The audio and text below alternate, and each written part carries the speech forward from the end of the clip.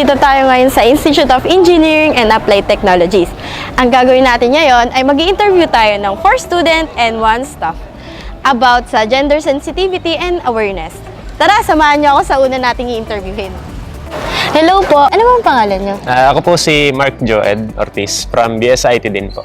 Ngayon po ay mag-i-interview po sana kami. Okay lang po ba? Okay lang po. Meron po ako ditong 5 questions and ang kailangan nyo lang pong gawin is kumuha lang po kayo ng 2 questions and open po sa lahat ng opinions na gusto nyo pong sabihin or isagot. Okay. Kuha na po ka.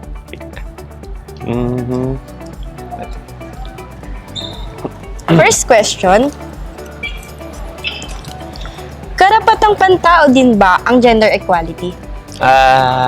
In regards of that, para sa akin po, karapatang pantao pa rin po yung gender equality. Kasi either babae or lalaki, at the end of the day, we're all same human being po. So, may karapatan yung lalaki, may karapatan yung babae na pareho nilang dapat na makuha. So, yun po. Next is, sumasang-ayon ka ba na ang may hirap na trabaho ay para lang sa mga lalaki at ang mga gawaing bahay ay para lang sa mga babae? At bakit? Opo, sumasang-ayon po ako dun sa statement na yun. Hindi naman po sa pagiging misogynist, pero yung capabilities ng mga babae ay limited sa kanilang physical strength at sa kanilang emotional status. So may mga trabahong mahirap, lalo na mechanic, at kung ano-ano pang mga gumagamit ng heavy equipment na may mga times na hindi kayang gawin ng babae at mababa yung efficiency nila. So, yun yung opinion ko about dun sa statement. Thank you po for participation and meron po kami hinanda dito for some token for appreciation po. Thank you po. Hey, what's up? Nandito na tayo sa pangalawang i-interviewin natin. Tara! Eto na pala siya! Ano pong pangalan niyo? Ako nga pala si Rods Estares from BSIT 2C. Meron po tayo ditong 5 question about sa gender sensitivity and awareness. Ang kailangan nyo lang pong gawin is pumili po ng 2 and open po kung ano po yung opinion na gusto nyo pong sabihin about sa question po na yan.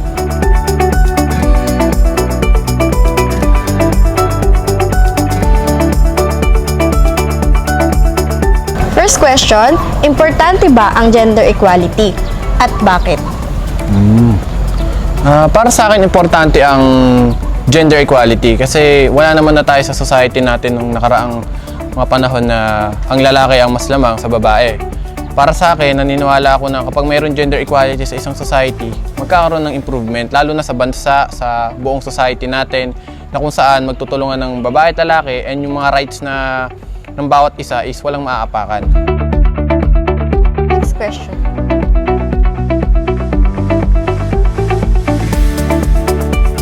Next question. Sa tingin mo, ikaw at ang ibang estudyante ay hindi tutol kung may mag-cross-dressing sa paaralan at bakit? Para sa akin, maaaring maging tutol ako sa cross-dressing sa eskwelahan natin sapagkat itong lugar na to is isang disenteng lugar na kung saan ito yung lugar ng pagkatuto. Naiintindihan ko yung point nila na maipahayag kung ano man yung gender na gusto nila. Pero para sa akin, mas mairerespeto ko sila kung sakaling kung ano man yung gender na meron sila, yun din ipapakita nila sa lugar na to. And kung sakali man, magkakaroon sila ng panghahawakan sa buhay na kung makapagtapos man sila, kaya nilang bumagay sa society natin and maaring mas matanggap pa sila. Lalo na kung bakla sila, tomboy, o kung ano man ang gender nila, na kaya nilang bumagay. Thank you po for participation. And ito po yung simple token po na hinanda po namin. Thank you po. At ngayon, i-interviewin naman po natin ang isa sa pinakamabait at pinakagwapong faculty member ng IAT, si Sir Jerome. Yes, hello. Good afternoon. So, sir, anong nararamdaman mo po sa tuwing makaka-witness ka ng discrimination about sa kasarian ng isang tao sa iyong komunidad? Rate 1 to 10, gaano kataas yung chance na makialam or ipagtanggol mo po yung taong dinidiskrimina?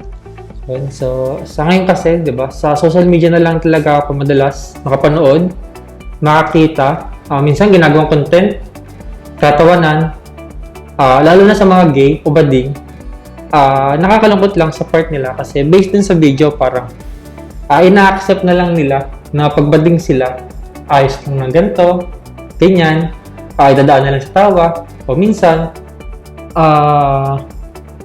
mas madalas din na lang talaga nila pinapansin, hindi na lang sila nagkasalita. Pero siguro kung magkakaroon ng chance na maka-encounter or maka-witness ako ng ganong pangyayari, mas mataas yung chance na magbigay ako ng tulong o ipagtanggol ko yung tao. Siguro kung re-rate natin kung gano'ng malaki yung chance na yun nga, yung silang tulong, siguro 10. So yun. Thank you. Next question po. Sa tingin mo po, or naniniwala po ba kayo na ang gender or ang kasarian ay dapat dalawa lang po? Okay. Kasi personally, wala talaga akong pake kung nauna sa kagaling, sino ka, ano ka, lalaki, babae, bading, tomboy. Never kasi akong tumingin sa gender. Yung gender, alam mo itong gender, lalaki, babae. Yun nga, gender ng isang tao, kung paano kita itatrato, paano tayo kausapin, paano kita tignan. So, to answer your question, syempre no. 2024 na tayo. Para sa akin, hindi naman na dapat issue to. Di ba? Parang para sa akin, hindi naman to dapat big deal kung lalaki ka, babae ka, bading, tomboy. Nagigits niyo yung punto. So, respeto pa rin talaga kung pusong babae siya, lalaki, sa kabila ng kanyang physical na inyo. So, yun, respeto lang. Thank you po, sir, sa ibinigay niyo pong time para po sagutin po yung mga questions po natin. Thank you po. Okay. Thank you rin. After po natin mapakinggan ang opinyon ng mga lalaki, ngayon naman po ay papakinggan po natin ang opinyon ng mga babae. Hello po, ako po si Cyril from BSIT 2D. Ano pong pangalan niyo? Hello po, ako po si Dana Paula Sangkap from BSIT 2P. May isang katanungan lang po ako about sa gender sensitivity and awareness. Ito po yung, nakaranas ka na po ba na ma-discriminate base sa kasarian na meron ka? Yes po, nakatira po kami bilang nakatira po sa probinsya and bilang isang babae po tatlo po kaming magkakapatid, puro babae. Then ako po yung tumutulong lagi sa papa ko and marunong po ako mag-drive. Nababansagan pong boyish, tomboy, pero hindi naman po. And nakikita din po nila na mahina, ganon. Follow-up question lang po. Sumasang-ayon po ba kayo na ang mahihirap na trabaho ay para lang sa lalaki at ang madadaling trabaho o mga gawaing bahay ay para lang sa mga babae? At bakit? Hindi po, kasi po, meron din naman pong household chores na mahihirap, na hindi din alam gawin ng ibang mga lalaki. And ako po, sarili ko, kaya ko pong gawin yung nagagawa ng lalaki and ginagawa ko din po yung nagagawa ng babae na alam nila. So nga nung gumagawa ng gawain bahay, ginagawa ko po yan and tumutulong sa papa ko po, gumawa ng mga labor na may hirap, like magdadrive, magbubuhat, kaya ganun din po. Thank you po for your cooperation. Salamat po sa time. Para sa final interview natin, nandito si ate at kukunin natin ang kanyang opinion na bibigyan natin siya ng katanungan about sa gender sensitivity and awareness. Hello po, ako po si Cyril from BSIT 2D. Ano pong pangalan niyo? Ako po si Rogelo Anbinasar from BSIT 2. Meron po akong tanong para po sa inyo. Naniniwala ka ba na lahat ng tao ay dapat magkaroon ng equal rights at mga oportunidad sa kanilang komunidad, ano pa man ang gender nila?